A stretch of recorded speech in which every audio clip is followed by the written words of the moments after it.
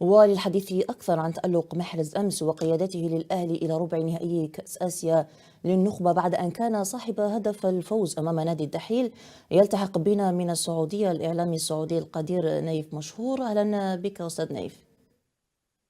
أهلا وسهلا بك أختي لينا، سعيد بهذه المداخلة معكم في هذه القناة العزيزة والغالية علي. لربع نهائي دور الأبطال، رأينا أمس الجماهير السعودية تغنت به، خصوصا بعد هدفه الذي أعادنا به نحن كجزائريين لذكريات كان 2019 أمام نيجيريا. كيف هي ردود أفعالكم هناك كمناصرين ومحللين أيضا؟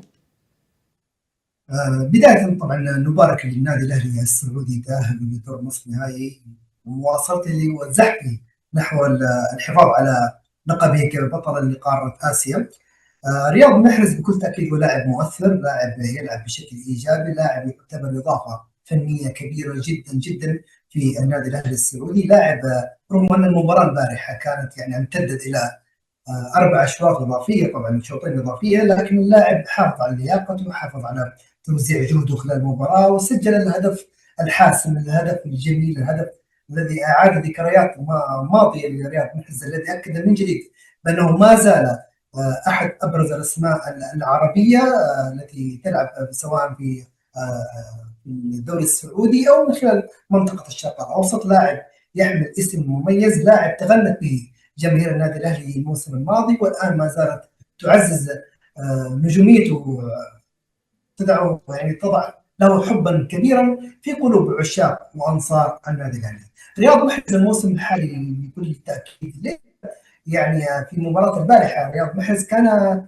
مبدعا مع النادي الأهلي هذا الموسم في مباريات عديدة. رياض محرز تحديدا في آخر 23 مشاركة إن أخذناها بالأرقام وبالإحصائيات مع النادي الأهلي، رياض يعني سجل 4 أهداف في آخر 23 مباراة، ولكن الأجمل بأن هناك 7 أهداف ساهم بشكل كبير في صناعتها في النادي الأهلي، ساهم نايف، بشكل بما كبير. أنك تكلمت عن الإحصائيات، كيف تقيمون تأثير رياض محرز في مشوار الأهلي هذا الموسم، خاصة بعد قيادته للفريق إلى ربع نهائي دور أبطال آسيا؟ وهل يمكن اعتباره اللاعب الحاسم في المنعطفات الكبرى؟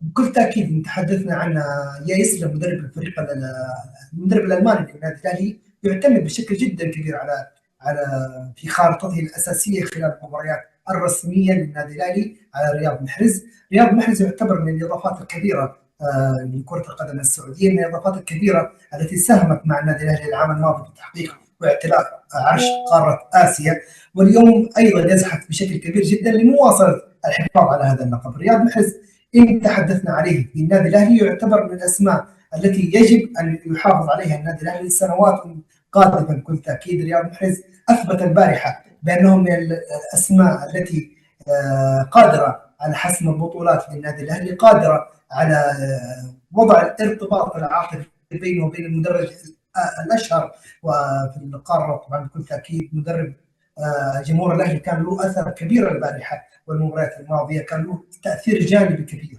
رياض محرز يمكن لو تابعنا بعد نهايه المباراه كان له تصريح جميل جدا من حسابات الاتحاد الاسيوي لكره القدم، يمكن نشرها، وجه رسالته من خلال المباراه، بارك وهنأ جمهور الاهلي، وجه رساله مهمه جدا لجمهور الاهلي، طالبهم بدعمهم بالوقفه الصادقه معهم حتى نهايه هذا الموسم، ووعدهم كما وعدهم نهايه الموسم الماضي بتحقيق البطولات ومواصله تحقيق الذهب في النادي الاهلي.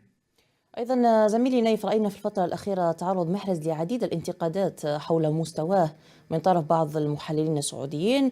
محرز بدوره دائما ما يرد على الميدان، ما هو تعليقه بخصوص هذا الموضوع؟ اعتقد انه يعني النقاد ما كان في هذاك الهجوم الكبير على رياض محرز، يمكن هي بعض الاراء الشخصيه لبعض الاسماء الاعلاميه وغيرهم. يعني بكل تاكيد اللاعب اي لاعب في العالم يعني مستواه يتصاعد ويهبط، شيء طبيعي يعني لكن هو بشر، وليس من من العادي انه اللاعب يستمر على مستواه وعلى تألق في جميع المباريات. من الطبيعي يكون هناك إرهاق، من الطبيعي يكون هناك إصابات، من الطبيعي يكون هناك توقفات دولية، توقفات محلية، سفر، إرهاق، تعب. كل لاعب معرض لهذا النزول في المستوى. رياض محرز أعتقد أنه حين يحتاجه الأهلي يظهر رياض محرز ويكون موجودا لدعم فريقه بشكل جدا مميز.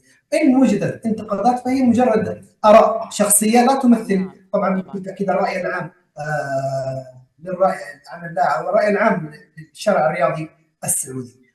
وبكل تأكيد كما شاهدنا يمكن من حسابات التواصل الاجتماعي خلال الساعات الماضية هناك تغني بشكل كبير جدا سواء من المدرج الأخضر الأهلاوي أو من مدرجات الأندية الثانية عن مستويات رياض محرز وبروزه في في الدوري السعودي او من خلال دوري ابطال اسيا. ولا ننسى بان رياض محرز يعيش حاليا من افضل اوقاته، من افضل الاجواء التي يعيشها رياض، المتاقلم بشكل جدا كبير في البيت الاهلاوي، متاقلم في مدينه نعم نعم. جده، ايضا في السعوديه يقضي وهو وسط ايام جميله بكل تاكيد.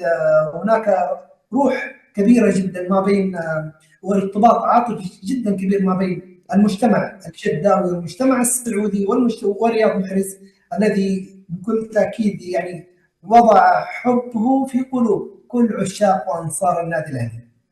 نعم، نتمنى التوفيق للأهلي في بقية مشواره في دوري أبطال آسيا للنخبة، ونتمنى التوفيق أيضا لنجمنا رياض محرز قائد المنتخب الوطني. شكرا لك زميلي نايف على هذه المداخلة.